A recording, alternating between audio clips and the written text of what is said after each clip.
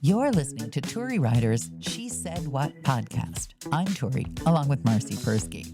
You should only listen to this installment of the podcast if you've ever been in a relationship where somebody, I'm not saying who, gets pushed absolutely as far as they can go, especially if they've been pushed there by something that first pushed you. You and I have kind of a symbiotic life. That's true. And I don't understand it, but either something happens to you and then something happens to me, or something happens to me and then something happens to you. Did you break your leg? God forbid. No. Well, I'm not really sure what's broken. Oh, no. I'm guessing like something in my foot probably is. No! Because I'm limping around like an idiot. And my right knee is like just killing me. What did you do? What? I'm lidocaine woman. What That's my new did you do? I didn't do anything. Cone Boy, also known as Jerry, got home. I don't know if I told you, they gave me a bunch of... For those who just joined us, Yeah. Jerry Dingus Garcia just had his canine private parts altered in the name of being a responsible pet owner. He's been wearing a plastic cone the size of a Lazy Boy recliner and making his way around Marci's house, banging into everybody, including apparently your knee. No, this is even better than that. Oh, boy. We have to take him out on a leash. So I put him in a training leash, and those are the kind that just go around their necks. Okay. It's supposed to control them when they feel squeezed. Oh, the kind of like a choke chain? Is that what? No, it's not a choke chain. It's just a leash. Okay. But it's like if you take your leash and loop it around their neck. Okay, got it. Okay. So we get home. I take him out because that's what I'm supposed to do.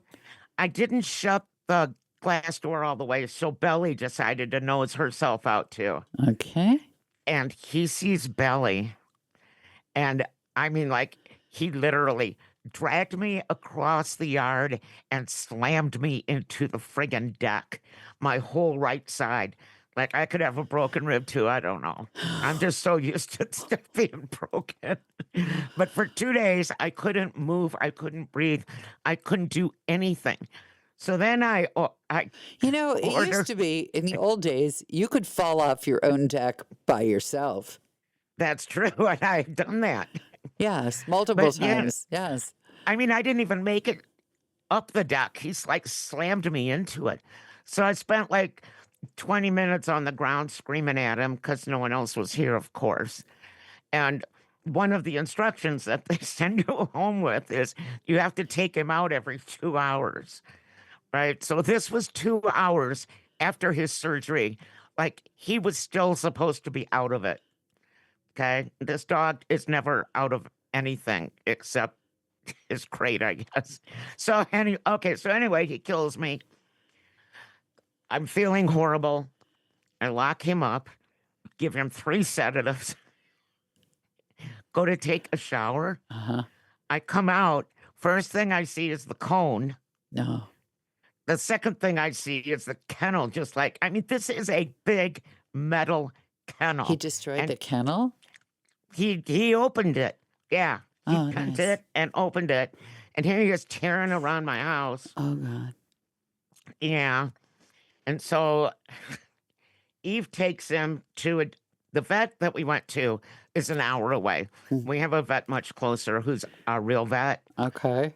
So I failed to grasp the difference, but okay. About $800. Ooh. Is the difference. Okay, got it. Yeah. Got it. Yes, got it. You're talking small town vet versus city vet. Mm-hmm. So we went to our small town vet, and he gave him a new collar, looked at him, said that if he gets out like that again, he will probably need very expensive surgery. Oh, boy.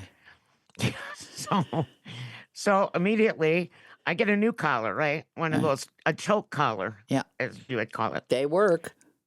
Actually, it did not work. Oh, no. Not even close. Oh, no. And so now he is in a prong collar. Ooh. Those are the baddest of the bad. Except Yeah. this one doesn't have like the prongs that stick in. the prongs are like curved. Oh, So it's made to like not stick in his skin, but it's made to like really get his be attention. glad you don't live in a city because people will say Oh, things to you if you have a collar like that on your dog. and you know what I would do? Whip I them with the leash end of it. and then say to the dog, "Look, this is your new friend. Here's your new dog.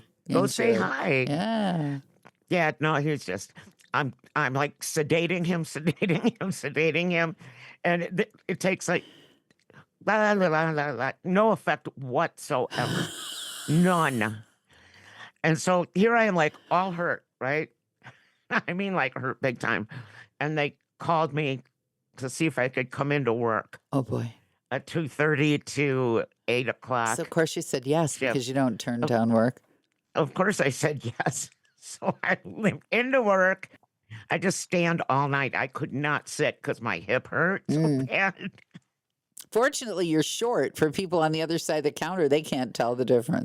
No, they couldn't tell. But we had 3,000 passengers that night, so it kept me busy. The Polar Express is overbooked. Yes. But Mm. at the same time, Mm. I took the overtime or the coming in because it is more towards my goal of getting him into boot camp and getting that dog some training. Uh-huh. Like he needs to know that his name is Jerry, not dumbass. And he needs, I whispered that, didn't I? Yeah. Well, does he answer to dumbass? Because whatever works. That's true, but still, he needs to know his name. He needs to know not to pull me. He needs to know a lot of things. And of course, I didn't get a lot of sympathy from anybody. Well, it's hard when you adopt a dumbass dog I know. and you know it. He's not really a dog. He's sort of livestock that lives in your house. He is livestock, except that he attacked my livestock, therefore he's cannibal livestock. Well, Or something like that. something like that. And he's very sweet. I love him. I don't even. Oh, we're back to that. But I love him very much, even if my knee is hanging off the By a bone. sinew. My foot's broken. Yeah.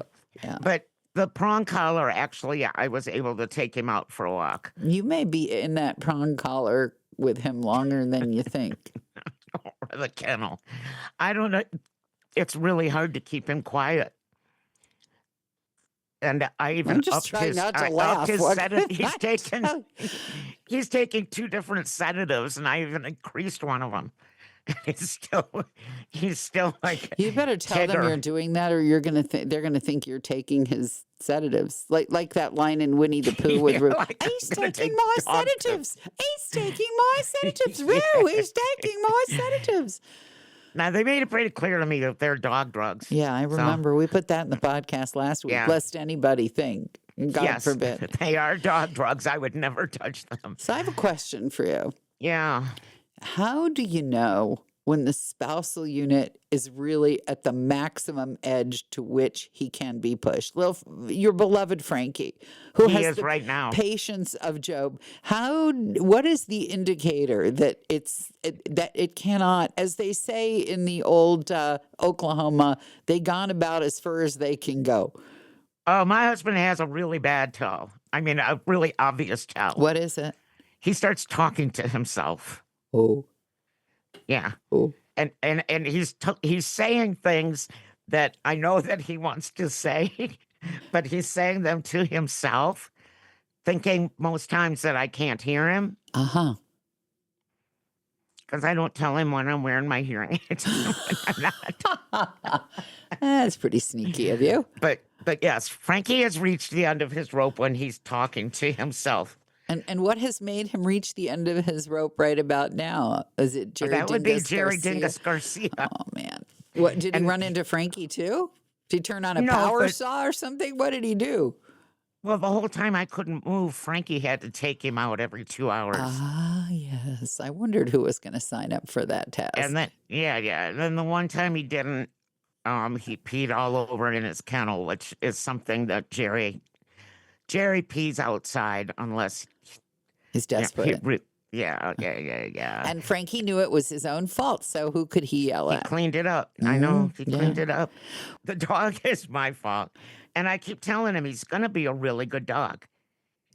You know, your husband has a lot of faith in you, but I think at that point you've hit the wall with he's really going to be a good dog.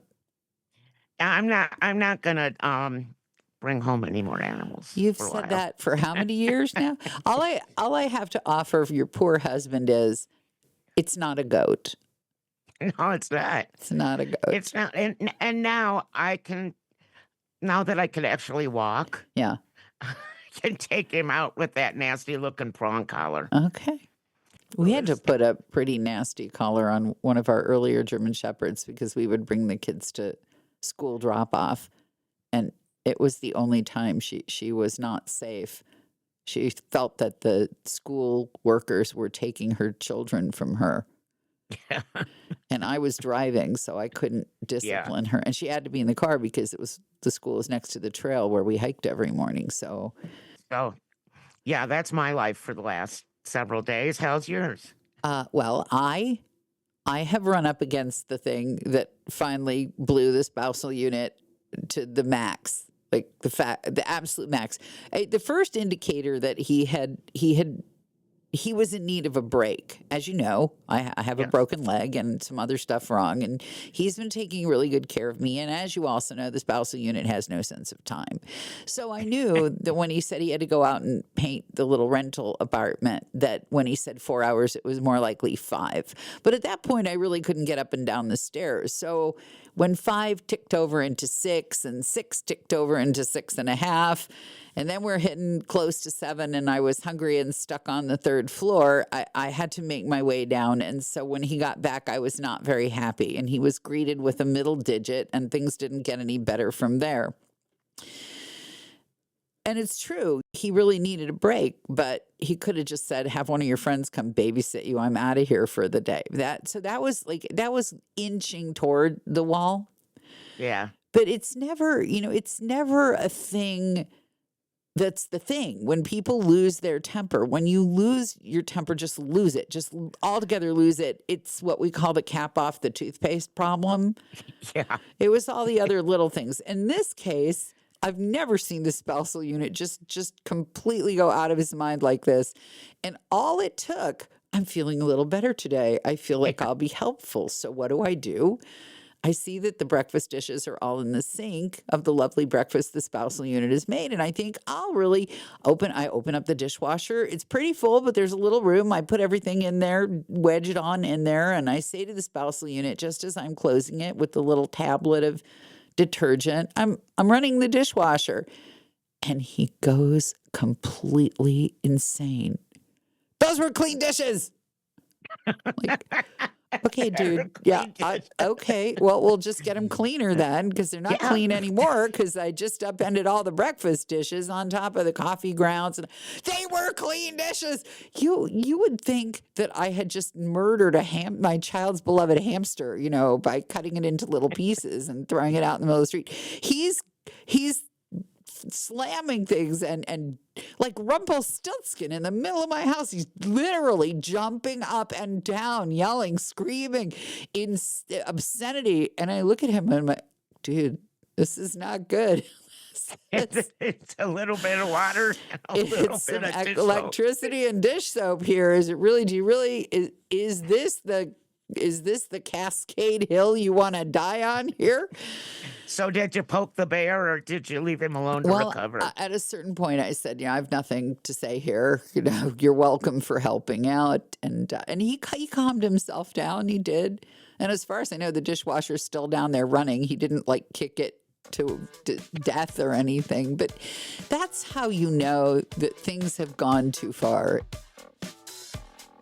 Thank you so much for listening to Turi Ryder's She Said What podcast. And as you probably know by now, this is the season when you start to pull your hair out trying to find the absolutely perfect gift. Well, wouldn't it be a smashing idea to get that hard-to-please person a copy of my book, She Said What? A Life on the Air. And you can find it at your independent bookseller or on that site that sells everything. And if for some mysterious reason the recipient doesn't absolutely love their copy, borrow it back.